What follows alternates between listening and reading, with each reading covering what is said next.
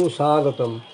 অসহিষ্ণুতা মানে হলো অন্যের মতো বিশ্বাস, আচরণ বা বিভিন্ন থেকে সহ্য করতে না পারা বা মেনে নিতে অনিচ্ছুক হওয়া। এটি অধৈর্য, অস্থিরতা এবং সহনশীলতার অভাবকে বোঝায়, যা ব্যক্তি ও সমাজে ঘৃণা, সংঘাত এবং বিভেদ তৈরি করে।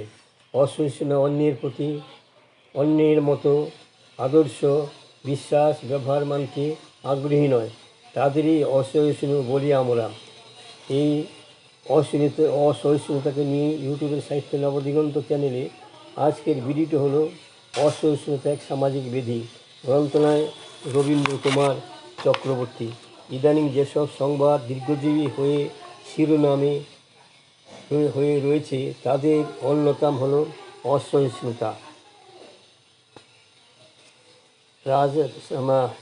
ধর্মীয়, সাম্প্রদায়িক, প্রাদেশিক, ভাষাগত, সামাজিক, রাজনৈতিক, সাংস্কৃতিক, ব্যবহারিক ইত্যাদি ক্ষেত্রে অসহিষ্ণুতার প্রকাশ সমাজ সভ্যতার উষালগ্ন থেকে ঘটে আসছে, নানাভাবে, নানা তারতম্যে। এর ফল তখনই ভালো হয়নি। এই অসহিষ্ণুতা বা অনাকাঙ্ক্ষিত ইতিহাসের ক্রান্তিকালীন মহামানেরা অসহিষ্ণুরূপে মূঢ়তার ত্যাগ করতে বলেছেন, সহিষ্ণুতার বাণী প্রচার করেছেন। কিন্তু যেহেতু ইতিহাসে একমাত্র শিক্ষা এই যে মানুষ তার অতীত থেকে কোনো শিক্ষা নেয় না, তাই অসহিষ্ণুতার মূঢ়তার গররে পৃথিবী বারবার নীলকণ্ঠ হয়েছে এবং হচ্ছে। ভবিষ্যতে যে খুব একটা ব্যতিক্রম ঘটবে তা মনে হয় না। বৈষম্য যেখানে অর্থের অনুকূল, সেখানে সহিষ্ণুতার আদর্শ মেনে সাম্যবাদী চিন্তা কর্মপন্থা অনুসরণ করা যায় না। তবু আদর্শের দিকে চোখ রেখে তো অগ্রসর হতেই হবে। একথা ইতিহাসের পাতা থেকে অসংখ্য উদাহরণ তুলে বলা যায় যে প্রচলিত ধারণা ধর্ম, শ্রেণী বিভক্ত সমাজ এবং অবৈতনিক রাজনীতি দর্শন মানুষে শুধু বিভেদ আনেনি, ইতিহাসের পৃষ্ঠাকে বারবার রক্তাক্ত করেছে। আর্য অনার্য, বর্ণ হিন্দু হরিজন, আর্থসামাজিক কৌলীন্য, দারিদ্র, ইহুদি খ্রিস্টান, ক্যাথলিক প্রোটেস্টাইন, কুরেশ ইসলাম, শিয়া সুন্নি, হিন্দু বৌদ্ধ, মুসলিম খ্রিস্টান ইত্যাদির মধ্যে ধর্মীয়, বর্ণগত, আর্থসামাজিক ও প্রদেশগত সংকীর্ণতা ও তৎপ্রসূত অসহিষ্ণুতা সেই সমাজ সভ্যতার আদিকাল থেকেই রয়ে গেছে। এবং তা প্রবহমান এখানে শেষ নয়। এই অসহিষ্ণুতার ফলে শাসকের আইনে শাসিতের স্বাধীনতা ক্ষুণ্ণ হয়েছে, সাহিত্যকর্ম বাজেয়াপ্ত এবং নিষিদ্ধ হয়েছে, লেখক শিল্পীকে, বিজ্ঞানী, রাজনৈতিক সমাজকর্মীকে প্রাণনাশের হুমকি দেওয়া হয়েছে, দেশ থেকে বিতাড়িত করা হয়েছে, এমনকি হত্যা করা হয়েছে। হিটলার, ফ্রাঙ্কো, পলপট, খোমেনির বুভুক্ষু আত্মা আজও বলি গ্রহণের জন্য বিশ্বের কোণে কোণে অশান্ত পদচারণা করছে। রঘুপতিদের ধর্মীয় ব্যাখ্যায় এই 21 শতকে জয় সিংহের আত্মবলিদান দিতে হয়। ভারতের মানুষ হিসাবে আমরা দাবি করি আমাদের ঋষি মুনিদের দেশে সহিষ্ণুতাই পরম ধর্ম, মূল জীবনাদর্শ। কিন্তু জীবনে কোনো কিছুতে যেমন অ্যাবসোলিউট পারফেকশন আসে না, তেমনি কোনো আদর্শে পৌঁছানো যায় না। ওটা লক্ষ্য হিসাবে থাকে, শত সে ওকে পাথেয় করে সেখানে পৌঁছাতে চেষ্টা করি।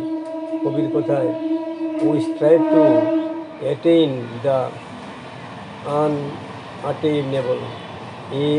এইখানে ঘাটতি শুধু থাকে যায় ছিদ্রবদ্ধি অসহিষ্ণুতার কালো নাগিনী সভ্যতা বেহুলার ভাষণ করে ঢুকে মানব জীবনের লক্ষিন্দরকে মর্মঘাতী দংশন করে।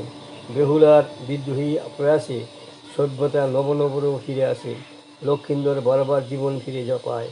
বেহুলার এই প্রয়াস মানুষকে চালিয়ে যেতে হবে।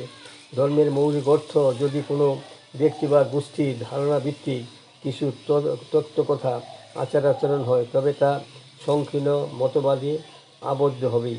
বিভিন্ন গোষ্ঠী চেষ্টা করবে তাদের দল মতবাদের জন্য গোষ্ঠীর মানুষকে ছলে বলে কৌশলে প্রলোভনে টেনে আনতে। এই টেনে আনার পিছনে কোনো প্রত্যয় উৎপাদনের জন্য প্রয়োজনীয় শিক্ষা, ধৈর্য, সহিষ্ণুতা মানবিক থাকে না। ফলে মানব মতবাদমূলক ধর্ম যেমন একদিন সমাজ শৃঙ্খলা আনতে সাহায্য করেছিল, তেমনি অশেষ বৈরভাব হিংসার কারণও হয়েছিল। পরধর্ম, সহিষ্ণুতা এবং মানবিক ধর্ম একথা আজ কথা মাত্র, কথার কথা মাত্র। সারা বিশ্বে মুহূর্তে অন্যতম প্রধান উদ্বেগ ও যন্ত্রণার কারণ অসহিষ্ণুতা ও আগ্রাসী হিংস্র মনোবৃত্তি। সিরিয়া ইরাকে আইএসের হিংস্রতা, আর দেশে দেশে লক্ষ লক্ষ মানুষের আকুল সমুদ্রে ভেসে চলা মানবিক বোধ সম্পন্ন মানুষকে বিস্ময়ে বিমূঢ় করে। সে অবধি উদ্বুদ্ধ মানুষ মনে করে মানুষের বা শাসক শ্রেণীর দাম্ভিকতা, ধর্মান্ধতা, আত্মনির্ভরতা, রাজনৈতিক ক্ষমতার অপব্যবহারের যুগে যুগে ভয়াবহ পরিণাম ঘটেছে। রাজতন্ত্র, গণতন্ত্র বা অন্য কোনো তন্ত্র সেই পরিণামকে এড়িয়ে যেতে পারেনি। বিশ্বের মধ্যে একমাত্র ভারতীয় দর্শন বারবার এই পরিণতি সম্পর্কে মানুষকে সাবধান করেছে। মনীষী নানাভাবে সহিষ্ণুতার বাণী প্রচার করেছেন। শাসক শ্রেণী প্রধানত এই সাবধান বাণী মনে রেখে দেশ শাসন করেছেন। সেই জন্য ভারতের বৈচিত্র্য, এত সংখ্যায় মানুষ থাকা সত্ত্বেও একটা স্বাভাবিক জাতীয়বাদের, একটা বহুত্ববাদের বন্ধনে আমরা বাঁধা আছি। ভারত তার সংস্কৃতি ঐতিহ্য নিয়ে 5,000 বছর ধরে টিকে আছে, কিন্তু বারবার সেই বাঁধন ছেঁড়ার তাণ্ডব দেখা দিয়েছে। মানবতা, ধর্ম, মানবিক অন্তরে প্রসারিত আকাশ থেকে বিচ্যুত হয়ে অনৈতিহাসিক ধারণার সংকীর্ণ প্রাঙ্গণে যদি তার চরিতার্থতা খুঁজতে যায়, তবে তো মহামানবিকতার যন্ত্রণা প্রকট হয়ে উঠবে। আচার সর্বস্ব লৌকিক ধর্ম মানুষের প্রাণবায়ুর মতো অপরিবর্তনীয় নয়, তা পরিবর্তন করা যায়। গণতন্ত্রে মানুষের নিজ ধর্মাচরণের স্বাধীনতা আছে, তেমনি রাজতন্ত্রের ধর্মান্তকরণ প্রায়শই হয়েছে, কিন্তু কাউকে বাধ্য করে হয়ে থাকে। তবে গণতন্ত্রের যুগে তিনি বা উত্তরপুরুষেরা ইচ্ছা করলে তাদের পূর্বধনে ফিরতে পারেন। এই জন্য আবার কোনো ভয় বা প্রলোভন দেখাবার প্রয়োজন নেই। ঘর ওয়াপসি আওয়াজ তুলে বারাণসীর কাছে ওসমানপুর গ্রামে শতাধিক মানুষকে পুনরায় ধর্মান্তরিত করা হয়েছে। তাদের গীতা ও হনুমান চালিসা পড়াতে বাধ্য করা হয়েছে। এগুলি মোটেই কাম্য নয়। নানা মত, নানা পথে দেশে যারা গণতন্ত্রের শপথ নিয়ে সংসদ ক্ষমতায় রয়েছেন, তারা হিংসা, দেশ, ধর্মীয় বিভাজন ইত্যাদি নিয়ে যদি অসুস্থ মানসিকতার পরিচয় দেন, ভারতের সার্বভৌমত্ব বিপন্ন করেন, তবে তা একক শ্রেণী সংখ্যাতে হিসাবে দেখা দিতে পারে। কোনো দেশের এক ধর্মের জঙ্গিপনা সেই দেশের অন্য বৃহৎ ধর্মের মধ্যে জঙ্গিপনাকে উস্কানি দেয়, অথবা সংখ্যাগুরুর দ্বারা উৎপীড়িত হয়। উৎপীড়নের প্রান্ত সীমায় গৃহযুদ্ধের স্ফুলিঙ্গ চাপা থাকে, যে কোনো সময় তা অগ্নুৎপাত ঘটাতে পারে। মার্কিন প্রেসিডেন্ট, যার বিশ্বের বহু দেশে নানাভাবে অসহিষ্ণুতার জঙ্গি প্রকাশ ঘটাতে সিদ্ধহস্তে, তিনি অন্তত মুখে স্বীকার করেছেন ভারতে ধর্মীয় অসহিষ্ণুতা না থাকলে উন্নতি হবে। দেশ বিদেশে আজ তীক্ষ্ণ প্রশ্ন উঠেছে, প্রশাসন কেন ধর্মীয় প্রশ্নে জড়িয়ে পড়বে?